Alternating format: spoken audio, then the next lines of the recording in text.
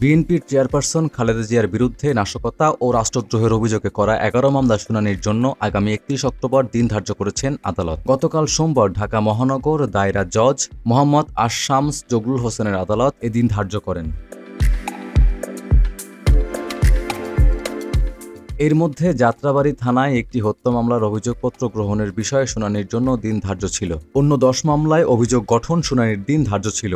কেরানীগঞ্জের কেন্দ্রীয় কারাগারের সামনে ২ নম্বর ভবনে স্থাপিত বিশেষ এজলাসে এই মামলার শুনানি হয়। সোমবার মামলাগুলোর শুনানির তারিখ ধার্য ছিল, কিন্তু খালেদা জিয়া অসুস্থ থাকায় পৃথক পৃথক আবেদনের পরিপ্রেক্ষিতে শুনানির নতুন তারিখ ধার্য করা হয়। জানা যায়, মুক্তিযুদ্ধে শহীদদের সংখ্যা নিয়ে বিতর্কিত মন্তব্য করার অভিযোগে ২০১৬ সালের ২৫ জানুয়ারি আদালতে রাষ্ট্রদ্রোহের মামলাটি দায়ের করা হয়।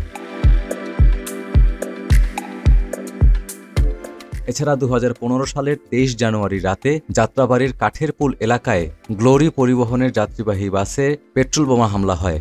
এতে বাসের ২৯ যাত্রী দগ্ধ ও একজন চিকিৎসাধীন অবস্থায় মারা যান। এই ঘটনায় পরের দিন ২৪ জানুয়ারি খালেদা জিয়াকে হুকুমের আসামি করে যাত্রাবাড়ী থানায় মামলা করা হয়। অপরদিকে ২০১৫ সালে দারুস-সালাম থানা এলাকায় নাশকতার অভিযোগে ৮টি মামলা দায়ের করা হয়। এই ৮টি মামলায় বিএনপির চেয়ারপারসন খালেদা জিয়াকে আসামি করা হয়। খালেদা জিয়া ছাড়া এসব মামলায় উল্লেখযোগ্য আসামি হলেন বিএনপির নেতা আমানুল্লাহ আমান, হাবিব-উন-নবী খান সোহেল ও সুলতান উদ্দিন টুকু।